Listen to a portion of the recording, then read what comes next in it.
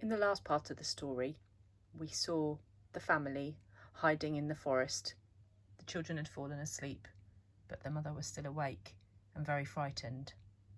And we noticed those hands reaching in, making her feel so threatened. Shouting wakes us up. It's the guards. They're looking for us, and we must hide. Quick, this way, whispers our mother.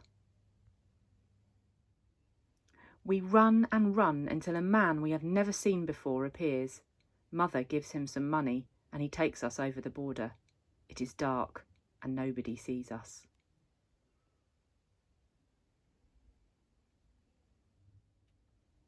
Our journey is not over yet, our mother tells us.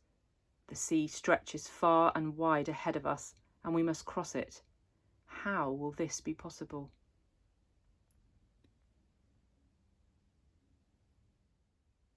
We have boarded a ferry with so many people. There is not much space and it rains every day.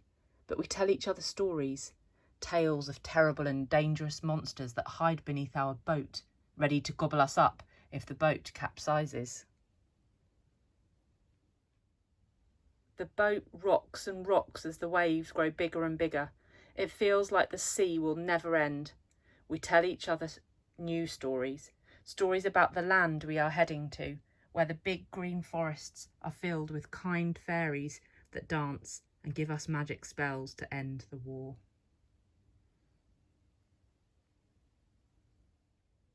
So in these pages that we've just looked at, we've found out about different people who've helped the family, and there are people who help refugees. I think thinking back to our story about Anne Frank, there were people that helped her family, and maybe this person who's helping the family here is a kind person, or perhaps it's a person who's a little bit taking advantage of this situation, because it does say that the mother had to give him some money so that he would take them over the border. I can't quite decide whether this person looks friendly or not friendly. I'm not really sure. Look how small and unsafe this boat looks for all this crowd of people that are waiting to cross. The sea is pretty big, and I think the illustrator has really emphasised the size of the sea in comparison to the size of the people. And there's the family up there looking down. And this is a really common way for refugees to travel, to ride in boats, to try and cross from one country to another, and it can be very, very dangerous. They look incredibly crowded on this boat, don't they? I'm sure you noticed the sea monster, but did you notice the face under the water as well? I think it looks a little bit like maybe the mother this time. I sort of feel like this sea face looks friendly, although the sea is an incredibly dangerous place to be in such a small boat. And we're going to leave our story today with this picture of the boat in a bit of a storm.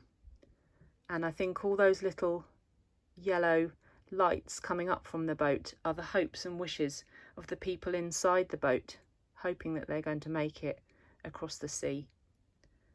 In some ways, I find that these waves remind me of those hands right at the beginning, reaching out and threatening. And look how tiny this boat is in the middle of this storm.